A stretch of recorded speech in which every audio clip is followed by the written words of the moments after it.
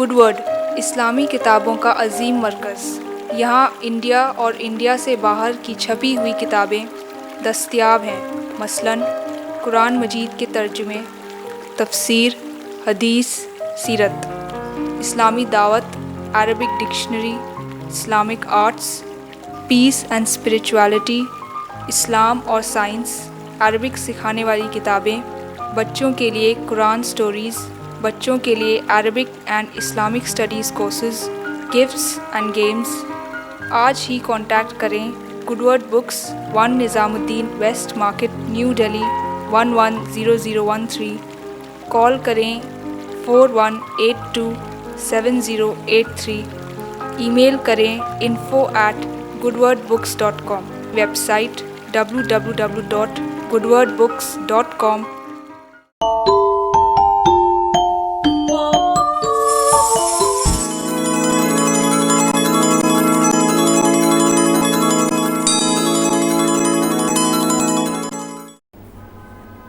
بسم اللہ الرحمن الرحیم۔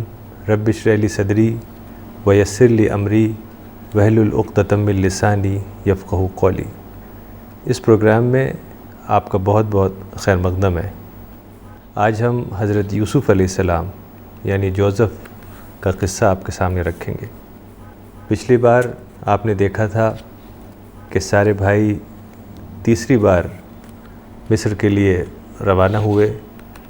جب حضرت یعقوب علیہ السلام نے بھائیوں کو بلایا اور کہا کہ جاؤ تم مصر دوبارہ اور ڈھونڈو یوسف کو اور بنیامین کو، اور اللہ کی رحمت سے مایوس نہ ہو۔ لا تیأسوا من روح اللہ، یعنی خدا کی اتنی رحمت ہے، بلیسنگ ہے کہ انسان کو مایوسی کی ضرورت نہیں۔ اسی لیے ڈسپیئر اور مایوسی اسلام میں حرام ہے، اسی لیے سوئسائڈ بھی حرام ہے، اور جو لوگ سوئسائڈ بومنگ کرتے ہیں، وائلنس کرتے ہیں، ٹیررزم اور ملیٹنسی چلاتے ہیں، وہ تو اور سپر حرام کام ہے۔ اسلام پیس کا مذہب ہے، پیس اور نان وائلنس کا مذہب ہے۔ اسلام پیس کی تعلیم دیتا ہے اور نان وائلنس کی تعلیم دیتا ہے۔ تو اس طریقے سے سارے بھائی کنعان سے نکلے اور تیسری بار انہوں نے یہ سفر کیا کنعان سے مصر کا۔ کنعان اس علاقے کو کہتے ہیں جو سیریا، جارڈن، پیلسٹائن کا علاقہ پہلے کنعان کہلاتا تھا۔ تو سارے بھائی ایک کیرواں میں شامل ہو گئے۔ ایک لمبا سفر تھا 450 کلومیٹر کا۔ اس زمانے میں 450 کلومیٹر کا مطلب تھا 1 ہفتے یا 2 ہفتے میں یہ سفر طے ہوتا تھا۔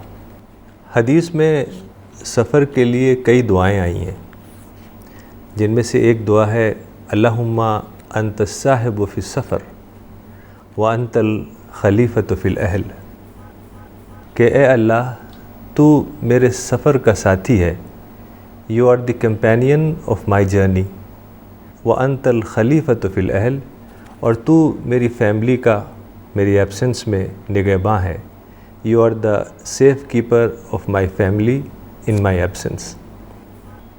دراصل پروفٹ محمد صلی اللہ علیہ وسلم کی جو سینگز ہیں یا دعائیں ہیں، وہ بظاہر بہت ہی مختصر الفاظ ہیں، اس میں چند الفاظ کی حدیث اور چند الفاظ کی دعائیں بہت ہی گہرے معنی اپنے اندر رکھتی ہیں۔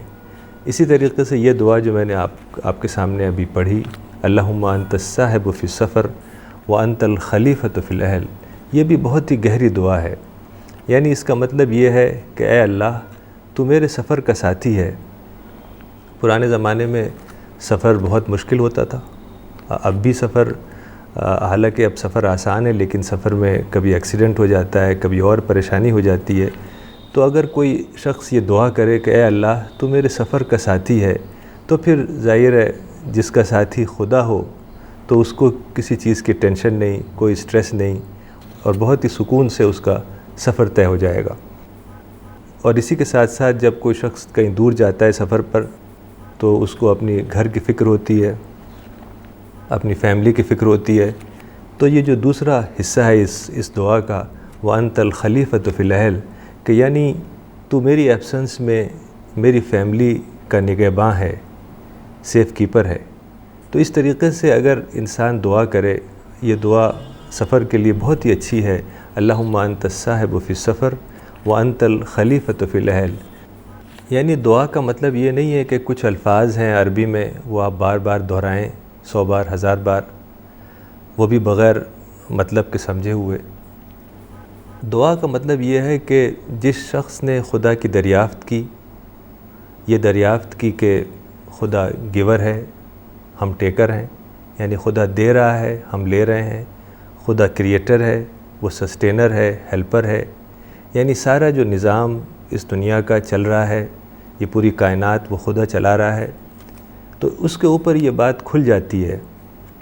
جس نے خدا کو اس درجے میں ڈسکور کیا، اس درجے میں اس کی معرفت ہوئی، تو اس کے اوپر یہ بات کھل جاتی ہے کہ خدا کی مدد کے بغیر کوئی کام نہیں بن سکتا، تو وہ ہر موقع کو دعا کے لیے استعمال کرتا ہے۔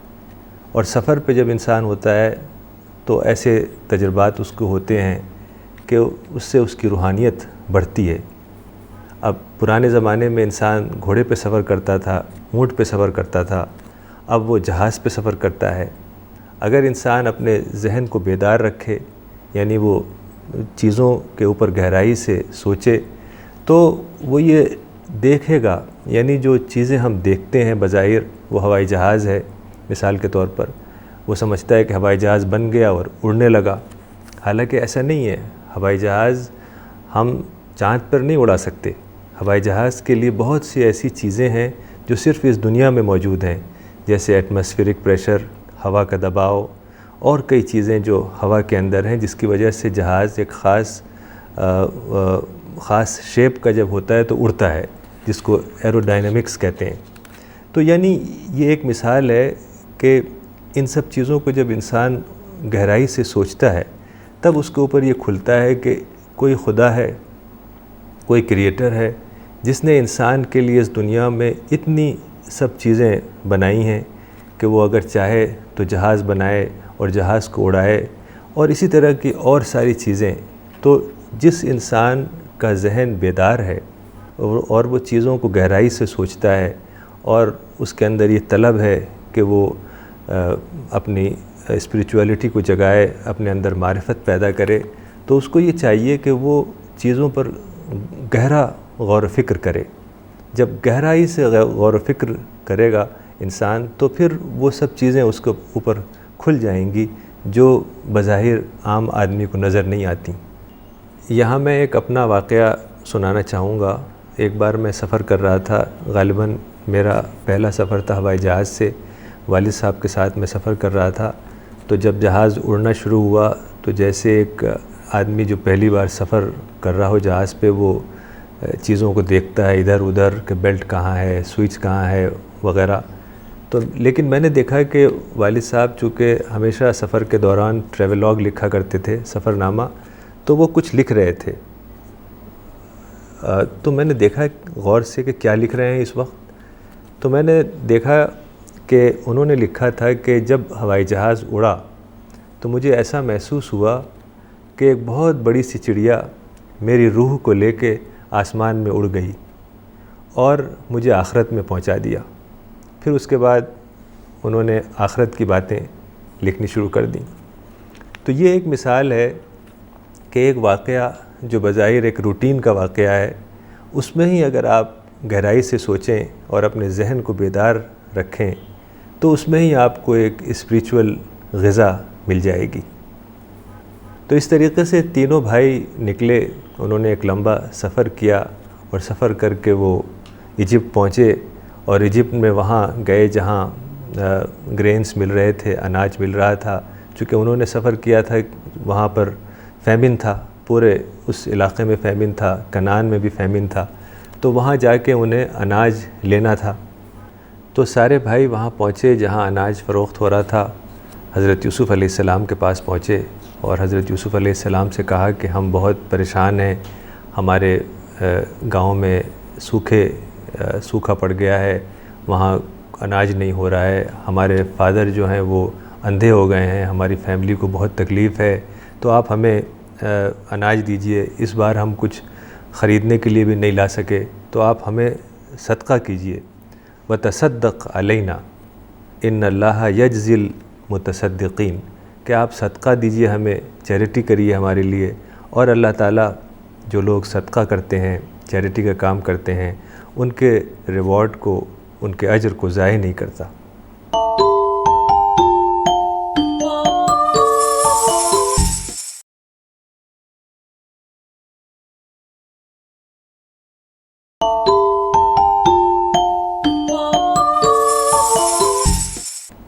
صدقہ کا مطلب ہوتا ہے کوئی بھی کام اچھے دل سے، صدق دل سے کرنا، یعنی کوئی بھی کام خدا کی رضا کے لیے۔ جو بھی انسان چیریٹیبل کام کرتا ہے، لوگوں کی ہیلپ کرنا، غریبوں کی ہیلپ کرنا، جس کو خیرات اور زکوٰۃ، صدقہ جس کے لیے الفاظ استعمال ہوتے ہیں، دراصل اس میں نیت کا شامل ہونا بہت ضروری ہے۔ یعنی یہ نیت ہو کہ اللہ تعالیٰ اس کام کے بدلے آخرت میں مجھے کچھ اجر دے۔ اگر انسان کی نیت یہ نہیں ہے اور کچھ اور نیت ہے کہ اس کو شہرت حاصل ہو یا عزت حاصل ہو یا کوئی اور نیت اس کی ہو، تو پھر اس کا اجر خدا کے پاس اس کو نہیں ملے گا۔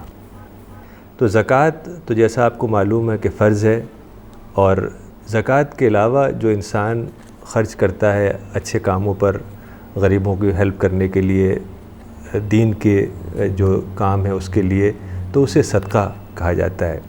اور اس کے لیے قرآن میں chapter number 9 verse number 60، chapter 9 verse 60 یعنی سورہ توبہ میں کئی ہیڈز آئے ہیں کہ غریبوں کو، مسکین کو، یعنی جو مدیں ہیں وہ کئی ساری مدیں ہیں کہ غریب کو دے سکتے ہیں، جو لاچار ہیں ان کو دے سکتے ہیں، جو فقراء ہیں، جو مسافر ہیں، یعنی کچھ ایسے مسافر ہوتے ہیں کہ جو راستے میں کسی وجہ سے ان کے پاس پیسے کی کمی ہو جاتی ہے تو ان کو ہیلپ کرنا۔ اور فی سبیل اللہ ایسے ہی آتا ہے لفظ قرآن میں، فی سبیل اللہ کے معنی ہے کہ خدا کے راہ میں خرچ کرنا، یعنی دعوت کی راہ میں، کہ جو اسلام کا پیغام لوگوں تک پہنچانا، قرآن کا پیغام لوگوں تک پہنچانا، قرآن کے ٹرانسلیشنز اور بکلیٹس لوگوں تک پہنچانا، اس کو دعوت کہتے ہیں، اور یہ ہماری ذمہ داری ہے۔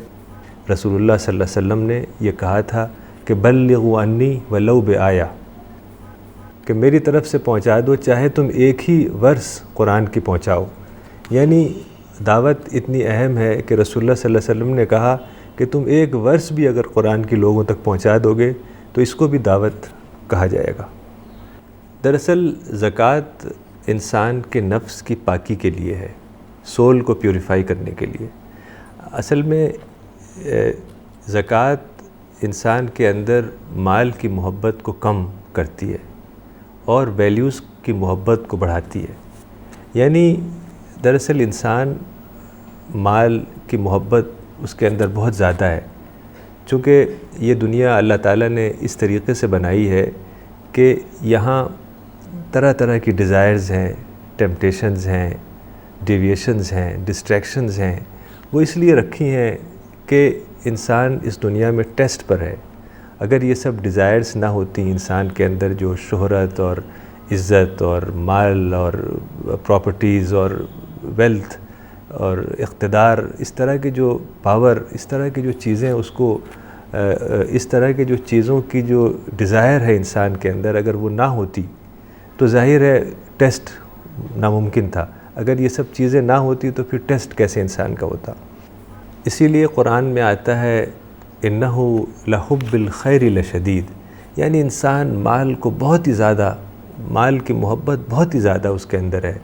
ایسے ہی قرآن میں آتا ہے الہاکم التکاثر حتی زرتم المقابر، کہ جو اور زیادہ کی جو ہرس تھی، یعنی مور اینڈ مور کی جو گریڈ انسان کے اندر ہے، اس نے اس کو غفلت میں رکھا، اس نے خدا سے ڈسٹریکٹ کیا انسان کو، یہاں تک کہ وہ اپنی موت کے قریب پہنچ گیا۔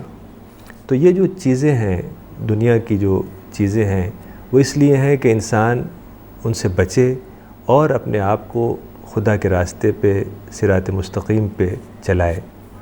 تو یہ جو صدقہ ہے، زکوٰۃ ہے، چیریٹی ہے، یہ سب چیزیں دراصل انسان کے اندر جو مٹیریل سوچ ہے اسے کم کرتی ہیں اور آخرت کی سوچ کو بڑھاتی ہیں۔ یعنی جو منی اورینٹڈ تھنکنگ ہے وہ کم ہوتی ہے اس سے، اور آخرت اورینٹڈ تھنکنگ، ہیر آفٹر اورینٹڈ تھنکنگ بڑھتی ہے۔ یعنی ایسا نہیں ہے کہ کوئی مال کوئی بری چیز ہے یا ویلتھ کوئی بری چیز ہے، ویلتھ یا مال اچھی چیز ہے، لیکن انسان کو یہ سمجھنا چاہیے کہ اس کا گول کیا ہے اور اس کی نیڈ کیا ہے۔ انسان کا گول مال نہیں ہے، دنیا کی جو چیزیں ہیں وہ انسان کا گول نہیں ہے، انسان کا تو گول آخرت ہے، ہیر آفٹر ہے۔ یہاں کی جو چیزیں ہیں، ویلتھ ہے، پراپرٹی ہے، مال ہے، بینک بیلنس ہے، بزنس ہے، یہ سب انسان کی نیڈ ہے، یعنی اپنی ضرورت کے مطابق وہ خرچ کرے، اور باقی جو اس کے پاس ایکسٹرا ہے وہ خدا کے راہ میں، دعوت کے راہ میں اسے خرچ کرے، تب اس کے اندر وہ چیز پیدا ہوگی جسے تقویٰ کہا جاتا ہے۔ تو سارے بھائی حضرت یوسف علیہ السلام کے پاس آئے اور کہا کہ یا ایھا العزیز، یعنی اس طریقے سے مخاطب ہوئے کہ اے نیک شہزادے، تو ہماری ہیلپ کرو، ہمارے پاس اس بار پیسہ بھی نہیں ہے اناج خریدنے کے لیے، ہمارے فادر اندھے ہو گئے ہیں اور ہم بہت ہی پریشان حال ہیں، اور اس طرح کی باتیں کی کہ ہمیں صدقہ دو، وتصدق علینا ان اللہ یجزی المتصدقین، کہ ہمیں صدقہ دو، ہمیں چیریٹی دو، اور جو لوگ صدقہ کرتے ہیں، جو لوگ چیریٹی کا کام کرتے ہیں، اللہ تعالیٰ ان کے اجر کو، ان کے ریوارڈ کو ضائع نہیں کرتا۔ تو اب حضرت یوسف علیہ السلام نے سوچا کہ اب یہ وقت ہے کہ میں اپنی آئیڈینٹی کو ریویل کر دوں، یعنی اب تک حضرت یوسف علیہ السلام نے بتایا نہیں تھا کہ میں یوسف ہوں، نہ وہ سارے 10 بھائی یہ جانتے تھے کہ ہم جس کو منسٹر سمجھ رہے ہیں وہ ہمارا بھائی ہے۔ تو اس وقت حضرت یوسف علیہ السلام نے کہا کہ قال هل علمتم ما فعلتم بیوسف واخیہ اذ انتم جاہلون، کہ تم کو کیا معلوم ہے کہ تم نے یوسف کے ساتھ اور اس کے بھائی کے ساتھ کیا رویہ اختیار کیا جب تم اگنورنٹ تھے؟ تو وہ سارے بھائی حیران ہو گئے اور وہ بولے کہ قالوا اانک لانت یوسف، کہ کیا تم ہی یوسف ہو؟ بڑے حیرانی میں انہوں نے پوچھا، چونکہ وہ بھائی یہ سوچ بھی نہیں سکتے تھے کہ جس کو ہم نے برسوں پہلے ایک اندھے کنویں میں ڈھکیل دیا تھا اس امید سے کہ شاید یہ ختم ہی ہو جائے، وہ کیسے مصر کا منسٹر بن جائے گا۔ تو وہ بڑے حیران ہو گئے اور بولے کہ کیا تم ہی یوسف ہو؟ تو حضرت یوسف علیہ السلام نے کہا قال انا یوسف وھذا اخی، کہ میں یوسف ہوں، اور بنیامین کی طرف اشارہ کرتے ہوئے کہا کہ یہ میرا بھائی ہے۔ قد من اللہ علینا، کہ اللہ تعالیٰ نے ہمارے اوپر بہت ہی بڑا فضل کیا، اور پھر ایک بہت اچھی بات کہی، ایک جنرل انداز کی بات، انہ من یتقی ویصبر فإن اللہ لا یضیع اجر المحسنین، کہ جو لوگ صبر کرتے ہیں اور تقوی اختیار کرتے ہیں، نیکی کرتے ہیں، برائی سے بچتے ہیں، ان کا اجر، ان کا ریوارڈ اللہ تعالیٰ ضائع نہیں کرتا۔ تو یہ سن کر بھائی سارے ڈر گئے، وہ سمجھتے تھے کہ شاید یوسف ہمیں اریسٹ کر لے، یا ہم سے غصہ ہو، یا ہمیں ڈانٹے۔ اور پھر وہ بھائی بولے کہ قالوا تاللہ لقد آثرک اللہ علینا، کہ خدا کی قسم اللہ نے تمہیں بہت اونچا اٹھا دیا۔ اور پھر وہ بولے وَإِن كُنَّا لَخَاطِئِينَ، کہ ہم ہی گناہ گار ہیں۔ یعنی بھائیوں نے اپنا جرم قبول کیا، ان کے اندر ریپینٹنس پیدا ہو گئی، اور انہوں نے کہا کہ خدا نے تمہیں بہت اونچا اٹھا دیا اور ہم ہی خطا کار ہیں، ہم ہی گناہ گار ہیں۔ تو حضرت یوسف علیہ السلام اتنے شریف انسان تھے کہ وہ نہ غصہ ہوئے، نہ انہوں نے ڈانٹا، نہ انہوں نے بھائیوں کو ایمبیرس کیا، یہ بھی نہیں کیا کہ دیکھو میں کتنا بڑا منسٹر بن گیا، تم نے مجھے کنویں میں ڈھکیل دیا تھا، میں مر جاتا تو کیا ہوتا، ایسی کوئی بات نہیں کہی۔ بہت ہی اچھے انداز میں حضرت یوسف علیہ السلام نے کہا قال لا تثریب علیکم اليوم، کہ آج تمہارے اوپر کوئی پکڑ نہیں، یغفر اللہ لکم، کہ اللہ تعالیٰ تمہیں معاف کرے، وہو ارحم الراحمین، وہ بہت ہی رحم کرنے والا ہے۔ یعنی حضرت یوسف علیہ السلام نے یہ بھی نہیں کہا کہ جاؤ میں تمہیں معاف کرتا ہوں، بلکہ کہا کہ اللہ تمہیں معاف کرے۔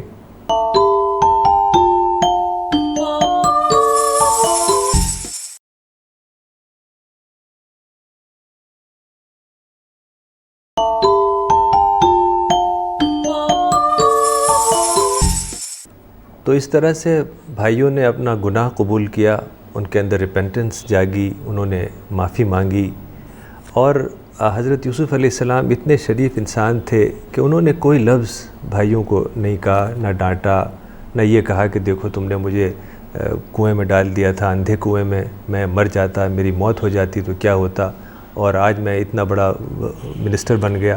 کوئی ایسے الفاظ استعمال نہیں کیے، بلکہ کہا کہ قال لا تثریب علیکم اليوم، کہ آج تمہاری کوئی پکڑ نہیں، یغفر اللہ لکم، اللہ تمہیں معاف کرے، وہو ارحم الراحمین، اور وہ بہت رحم کرنے والا ہے۔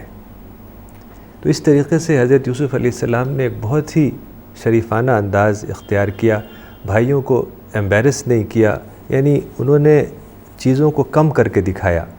تو اس طریقے سے حضرت یوسف علیہ السلام نے بھائیوں کو ذرا بھی ایمبیرس نہیں ہونے دیا، معاملے کو اور کم کر کے دکھایا۔ یعنی حضرت یوسف علیہ السلام نے کہا اذ انتم جاہلون، کہ تم جب جاہل تھے، یعنی تم جب اگنورنٹ تھے، اس وقت تم نے یہ معاملہ کیا، یعنی تم نے جو مجھے کنویں میں ڈالا تو وہ اگنورنس میں ڈال دیا، حالانکہ ایسا نہیں تھا۔ بھائیوں نے تو بہت ہی پلاننگ کر کے حضرت یوسف علیہ السلام کو کنویں میں ڈالا تھا، لیکن حضرت یوسف علیہ السلام نے معاملے کو کم کر کے دکھانے کے لیے یہ کہا کہ اذ انتم جاہلون، کہ تم اس وقت اگنورنٹ رہے ہوگے، شاید اس وجہ سے تم نے کنویں میں مجھے ڈال دیا۔ تو بھائیوں کو حضرت یوسف علیہ السلام نے معاف کیا اور کہا کہ قال لا تثریب علیکم اليوم، آج کوئی پکڑ نہیں ہے تمہارے لیے، یغفر اللہ لکم وہو ارحم الراحمین، کہ اللہ تعالیٰ تمہیں معاف کرے اور وہ بہت ہی رحم کرنے والا ہے۔ اس طریقے سے حضرت یوسف علیہ السلام نے بھائیوں کے ساتھ بہت ہی اچھا رویہ کیا۔ تو آج اتنا ہی، انشاءاللہ اگلے ایپیسوڈ میں حضرت یوسف علیہ السلام کے قصے میں دیکھیں گے کہ اور کیا ایسی باتیں ہیں جس میں ہمارے لیے سبق اور رہنمائی کا سامان ہے۔ تب تک کے لیے خدا حافظ، وآخر دعوانا ان الحمد للہ رب العالمین۔